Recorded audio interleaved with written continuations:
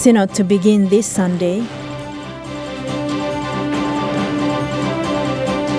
Farewell service for late MP Sam Akuitai.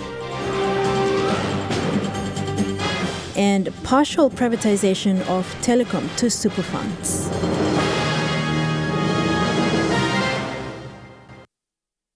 Good evening and welcome to Wednesday's news. I'm Kilawani. A commemoration service was held in Port Moresby to farewell late Sam Akuitai, member for Central Bougainville. The memorial service was attended by members of parliament, people from the autonomous region of Bougainville, family and friends. The former member was described as a champion of peace. Born on the 5th of May 1961, the late MP lived most of his life in a leadership role. He was a resistant leader from 1990 to 1997 during the Bougainville crisis, until he decided to raise his hands up for a political career that landed him the member for Central Bougainville. From commanding BRF to representing his people of Central Bougainville since 1997, the late member is seen by his people as a true son of Bougainville and a champion of peace. But the qualities of Sam Akuitai as a fearless leader and a champion of peace was initially forged in the fierce fighting during the Bougainville crisis, and more particularly his switch from a battle-hardened soldier to a peacemaker from 1994 to 1995. Sam, like many initial political men in youth, took up arms as resistance fighters to defend their own families, their own villages, homes and relatives amidst the rampant lawlessness that permitted Bougainville following the 1990 PNG government blockade and withdrawal of security forces. The attacks and counterattacks and revenge killings, some of it between blood relatives, became a complex, senseless concern that seemed never to end. In 2018, he was declared duly elect member for Central Bougainville following a court-ordered recount. He served in that position until his passing on the 19th of December 2021. In his leadership role, Akuitai served with pride, leading his people through the Bougainville peace process and continued to lead his people in the fight for Bougainville referendum. What was 2001 peace agreement was making, that it brought leaders together, and he was a very instrumental part linking the national government and rest of PNG and Bougainville. And today in his passing, he remains so true advocate for peace, reconciliation, and a lasting solution to the Bougainville issue. May his memory and may his effort not be wasted. And here, the Speaker of the House, represented by the Deputy Speaker, is here. The opposition is here. As the body finds its journey back to final resting place, we will go fully with him to ensure he is given a decent rest. Earlier today, his casket laid in state at the National Parliament House, where members of Parliament paid their final respect to the late Akuitai's family. Tomorrow, his casket will be flown to the autonomous region, where it will be laid to rest. Thekla Jogo, National EMTV News. Lay MP and Minister for Lands John Rosso has responded to the allegations of his involvement in a raid carried out by police late last month. Speaking today in LA, MP Rosso said police had followed a national court order to lock the gates of a property belonging to Money Talks Limited. Rosso said he was surprised as his name was mentioned yesterday in a news conference held by Money Talks owner Matthew Minape. Yesterday, Mr. Minape said a police officer involved in the locking up of his property had mentioned the lay MP's name during the raid. Minape said no papers were served to him in his business. He said the police officer had asked him to sort answers from the lay MP. You see, Gordon had mentioned minister, member for lay, go looking minister on Friday. I don't know which Friday he was referring to. And then the go looking secretary. So I'm not aware of this, that Gordon when start looking my property, then on top of that, I'm talking go looking Chris. So I was with Chris. And I repeated what Gordon said and locking up my place. Today, the lay MP responded. He said he was surprised when his name was stated. To my knowledge, I have no knowledge of that, what's happened over there. I just found out this morning that there was a restraining order taken out and allegedly naming me as one of the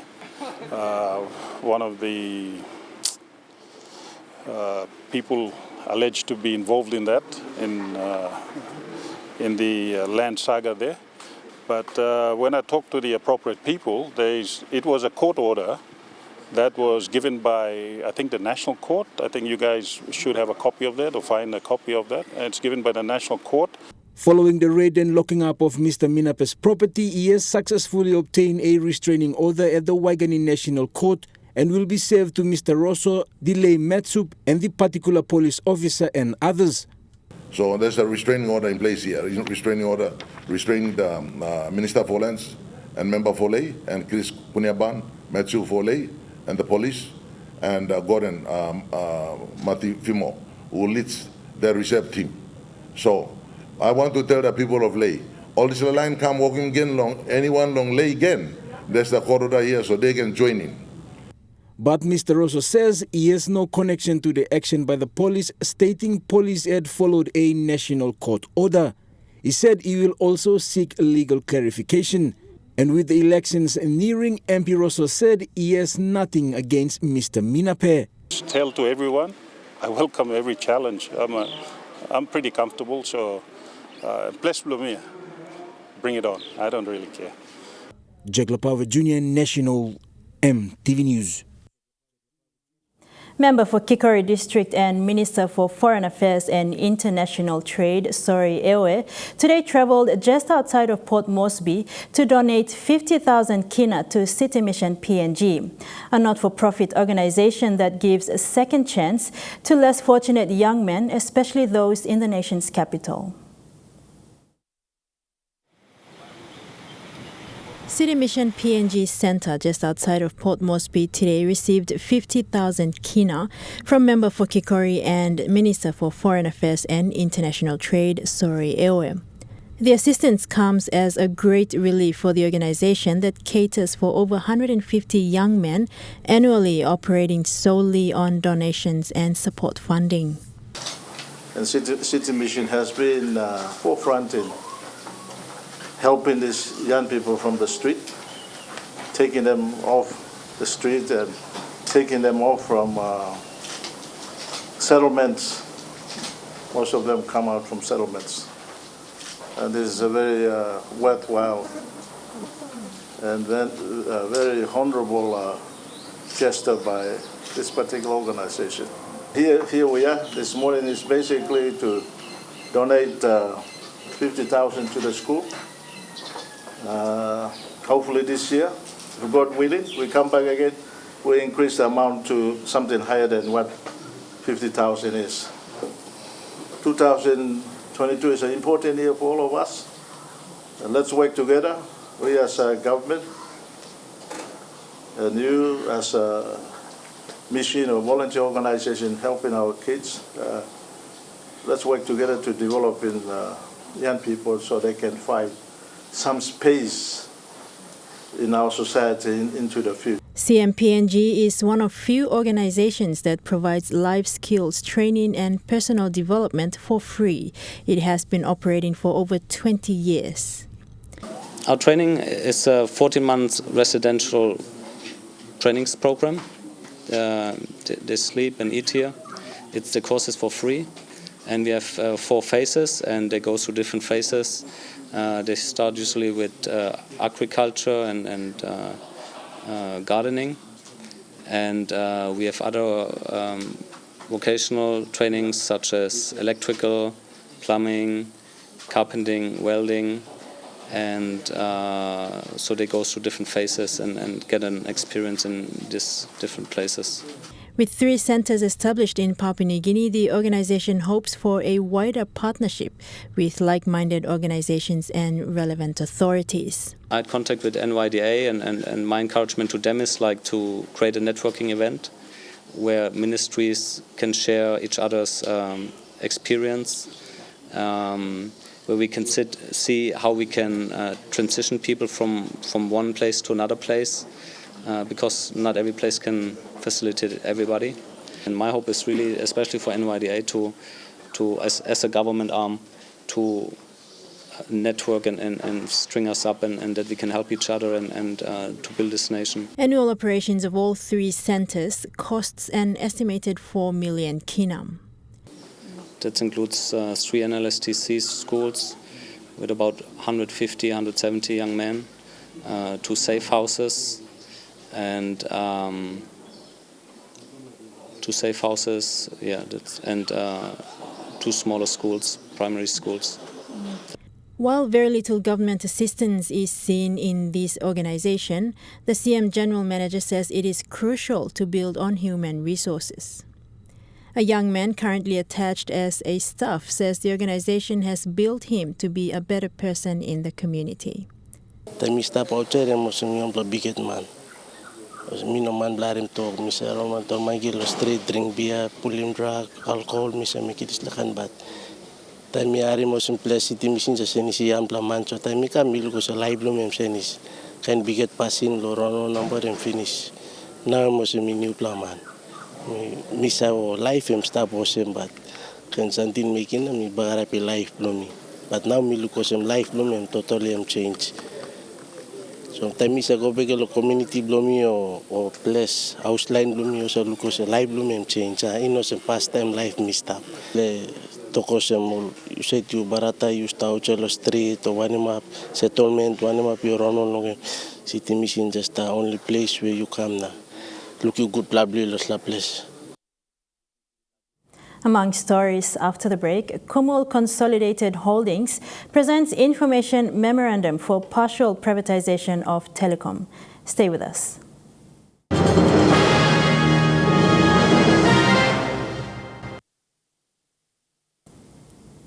Welcome back to the news. Agriculture Minister John Simon, in a recent visit to the Christian Leaders Training College in Jiwaka, was impressed with the school's farm. The college has been self-sufficient for over 50 years, relying heavily on the farm which produces Jiwaka rice, eggs, chicken and beef, to name a few. Yes, this is Jiwaka rice, made from rice grown in Jiwaka and processed in Jiwaka. So are these eggs from this poultry farm. The farm is owned and operated by the Christian Leadership Training College, or CLTC. Started off back in 1964. And so the main program we have is the theology, but recently we have introduced community transformation diploma in community that is more agriculture based. And so we have students coming in doing the 3-year diploma program. The idea is that they should not go look for a job. Instead of finding work, they must create job for themselves. The school is self-sufficient, relying mostly on the products from the farm. Agriculture Minister John Simon was recently in the province and paid a visit to the school's farm, starting from the hatchery, to the abattoir, and to the poultry farm. He left impressed, loving the school's goal of teaching Papua New Guineans to be employers and not employees. Today's population are not interested in this nation. And it's everywhere you go and find it. So we really have a problem. And institutions like us should be supported really. Coffee Industry Corporation CEO Charles Dambui, who accompanied the minister, said poultry, cattle and rice specialists coming out from this school will be an asset to any employer.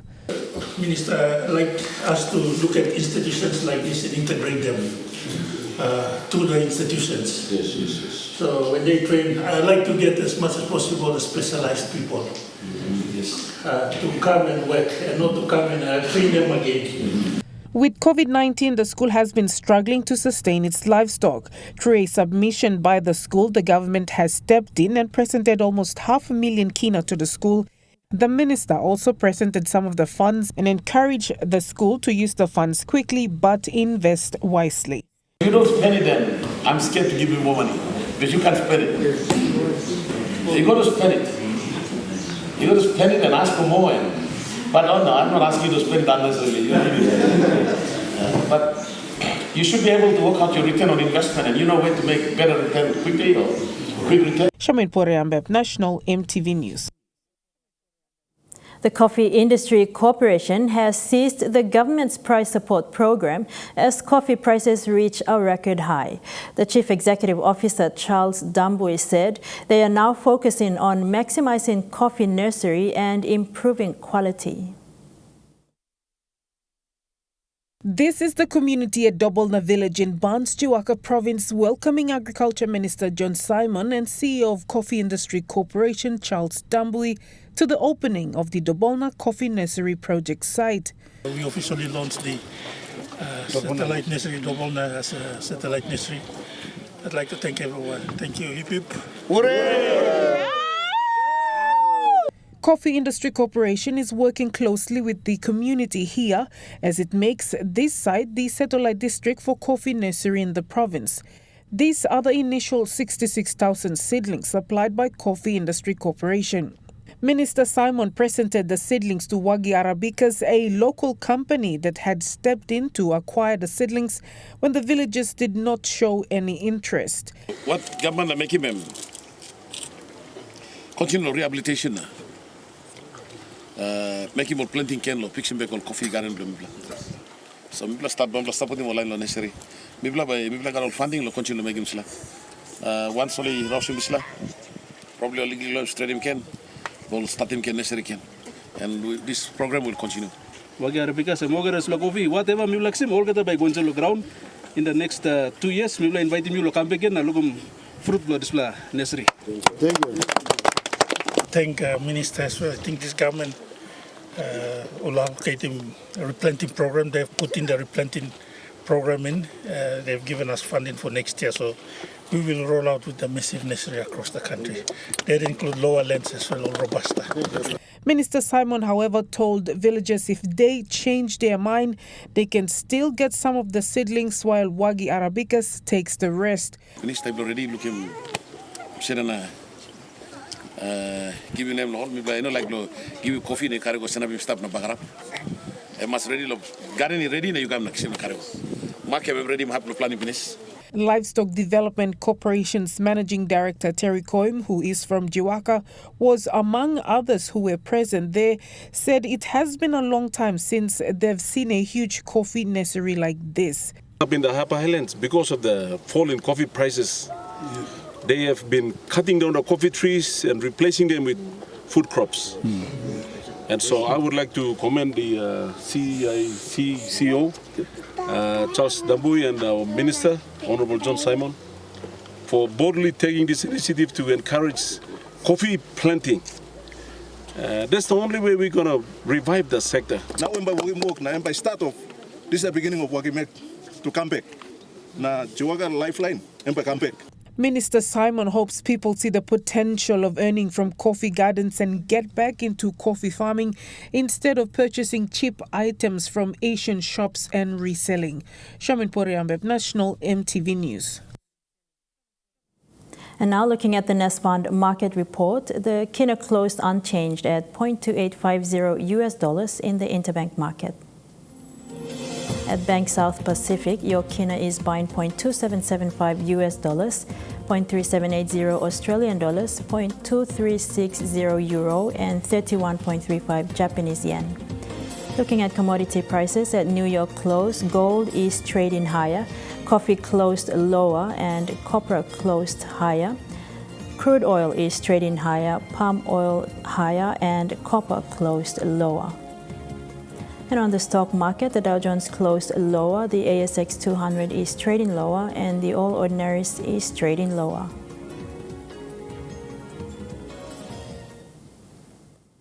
National EMTV News continues with more after the break.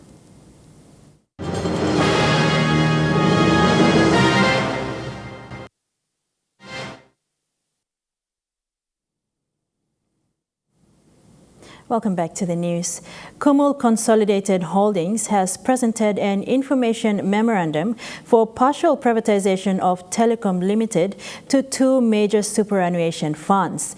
Acting Managing Director of KCH, David Kavanamur, presented the information memorandum to Nest Fund CEO Ian Tarutia and his investment team on Monday.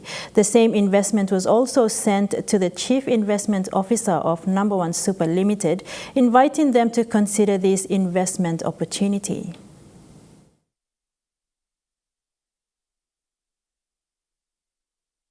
Information memorandum was presented to Nest Fund on Monday. The KCH CEO says this is a substantial way forward in this SOE reform initiative and represents months of preparation and assessments. This fulfills the government's directive to commence steps to partially privatize the state-owned telecommunication company Telecom and to reduce the state's control to a minority position. The National Executive Council in its decision provided for the approvals necessary to progress this reform agenda. With the exchange of these documents, they will be working towards a transaction that represents the best interest for both the shareholder and the SOE. This provides an opportunity to support the growth and sustainability of telecom and support the advancements of products and services. The SOE reform initiative will contribute to the improvement of socio-economic development opportunities and GDP growth. NASFAN Chief Investment Officer Fiona Nelson accepted the information memorandum on behalf of the company. She further thanked the government for the opportunity to review this transaction with KCH. NASFAN CEO Ian Tarutia says they understand the value and importance of this undertaking and look forward to developing successful outcomes. KCH investment team and NASFAN investment team will work collectively to progress the critical steps to develop the transaction to completion within agreed timeline. Rayon Lakingu, National EMTV News.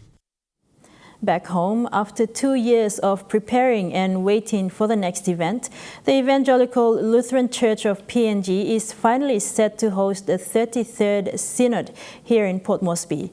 The Synod will be hosted by the Papua districts, of which church congregations from around PNG are traveling into the city for the opening ceremony on Sunday.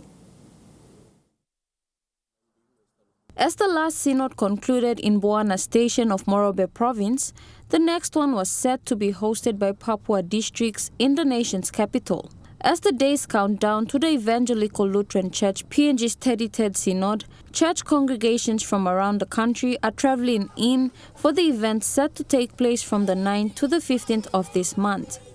Today, the Synod executives hosted a brief conference on the updated program. According to the Synod Chairman Sumasi Singin, they have waited 2 years for this week to come. With support, they are now able to go ahead with the scheduled event. The Synod is ready, everybody is welcome. Synod Blo Papua, the last Synod was in Boana 2 years ago. And Papua district is made up of Central, NCD, Oro, Menin Bay, Gulf, and Western Province. So all these provinces, 6 provinces make one Papua district in terms of ELC PNG. Evangelical Lutheran Church of Papua New Guinea has 17 districts. And they will be traveling to Port Moresby. Other ELC PNG Synod executives also gave a brief update on how they managed to secure logistics with inclusion of raising funds and receiving kind donations from several government agencies. Long hapside blo yimi lo New Guinea side jimsa holim longen yimi makim district now said ready mall garden, ready mall house, place blo bung, toilet now this kind something. Now I'm first time by blo holim long city blo Papua New Guinea am different league. Ogara something blo like him longen am stop. Place plus sleep me play secure UPNG na me play like talk thank you lo UPNG. Long give him talk right long place plus sleep long picking long all delegates who sat by cam lo synod me play only give him me play 1,000 enough lo me play accommodate him 1,000 plus man Mary So lo starting blong Thursday mi pla by start registering all delegates who start by start come up long pot must be. So thank you long all one congregations long Pabo district. Only saw him display belief now only saw him display strong. God give him display steel long all again. Look how all same display bung and bung long all belief man it come lo Pabo district. Now all contributions long all mi pla give him some la budget long all. Now only saw him strong long all na only put him some money come inside.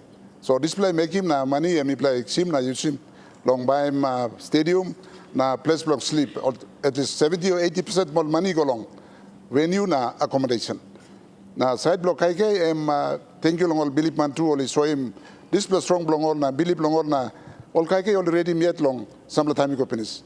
ALC PNG Synod Secretary Adam Wangu said despite COVID-19 disruptions affecting their fundraisings for the event, they managed to meet the deadlines. So we had about 7 months to work with to raise that capital enough to host this 33rd National Synod. It was a challenge because of the COVID situation, not only in PNG but globally. So planted mipla bin katube long and whether man hosting monogad. But because of like blow plus boom must come up and me come up. A long transport all NCDC only gave me triple APEC buses lo me can pick up long delegates lo airport and then from accommodation come lo meeting venue lo me played long all congregation me play raising total budget and me play raising 63% of the total budget. That's from the congregations within Papua district. Okay, not all 23 me come all government all agencies or all members only come all give me plan. While the 33rd Synod opening ceremony begins this Sunday, the week-long program is expected to end on the 15th of January.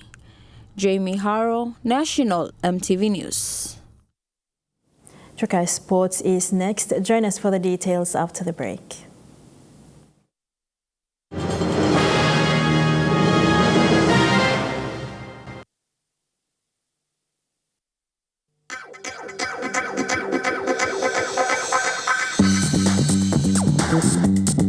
Trike Sports.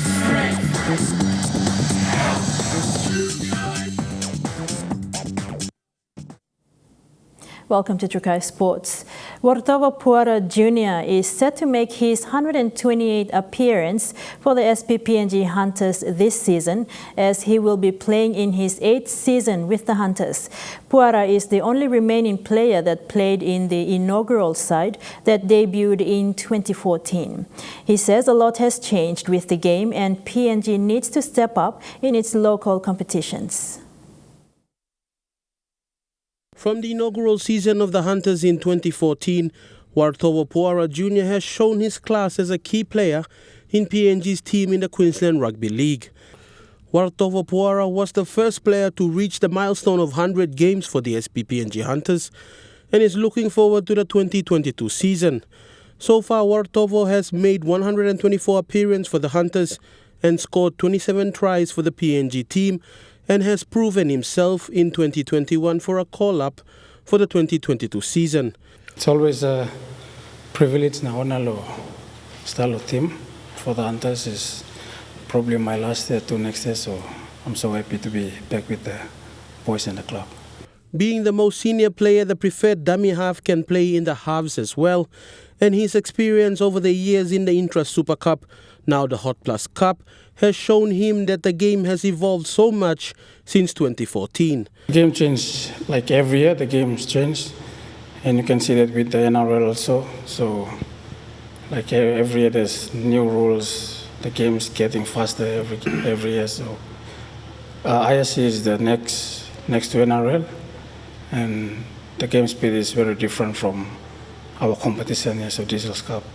So it's a bit hard, but the coach, management are working hard in getting the boys to where the level we're supposed to be. SPPNG Hunters still face an uphill battle when it comes to transitioning from the Diesel Cup to the Queensland Rugby League. Puara describes it as a hard transition. It's hard making the transition from Diesel Cup to ISC because the level of Diesel Cup is not close to ISC, so it's hard. It's really hard. Yeah. But there is still hope for the team since the Hunters' last premiership win in 2017. The talent is still out there and needs nurturing. We have plenty of new boys this year and young boys, so we have a lot of talent in the squad. The boys from Diesel are the new boys. So I think we have a good squad and the boys are bonding really well. The coaching staff has been a plus to the team, with Paul Aiton, the assistant coach, a former dummy half, a big help to Puara, but also Aiton helps players understand more about what the head coach wants. Oh, it's a real big boost for us, especially the workers, and not only the workers, but as the whole team, because you can communicate in pitching also and talk with the boys and all that. So it's really good for us. Yeah. Puara is in his early 30s, and this year, being a World Cup year, hopes he can still make the cut for the Kumul side. Yeah, I'm willing, but depends on the selectors. It depends on my performance. If I play well this year, then hopefully I make the World Cup. Fidelis Sukina, Trike Sports. For the 2022 FIFA World Cup qualification, there are 2 scheduled inter-confederation playoffs to determine the final 2 qualification spots to the World Cup. Matches will be played on 13th and 14th of June 2022 in Qatar. The 2022 FIFA World Cup Intercontinental Playoff draw was finalized late last year. It determines the fixtures to secure the final spots that are up for grabs at football's flagship global event. The outcome of the draw will see the representative of the Oceania Football Confederation facing an opponent from the Confederation of North, Central America and Caribbean Association Football, also known as CONCACAF. PNG, along with its rivals in the OFC, will compete against each other to determine who will be the Confederation's representative. The playoffs were originally scheduled to take place in March, but were rescheduled to June 2022 as a result of the disruption caused by the COVID-19 pandemic to the scheduling of FIFA World Cup qualifiers. With the aim of continuing to test operations ahead of the World Cup, FIFA has confirmed that host nation Qatar will be the neutral venue for the intercontinental playoff matches. Huxley Lovai, Trike Sports. And that ends Trike Sports. The weather report is next. All the details when we come back. Trike Sports.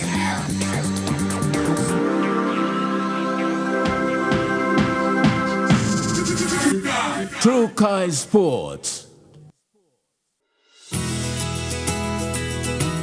This weather update is proudly brought to you by MoniPlus, with you always. Weather forecast for the southern region tonight: Port Moresby partly cloudy with chances of a shower or 2, Popondetta partly cloudy with few afternoon showers, Kerema mostly cloudy with some showers and possible thunderstorms, Daru and Alotau partly cloudy with chances of afternoon showers.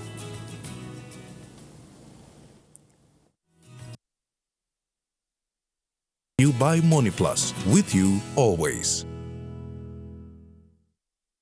And that's the news, sports and weather for today, Wednesday, 5th of January 2022.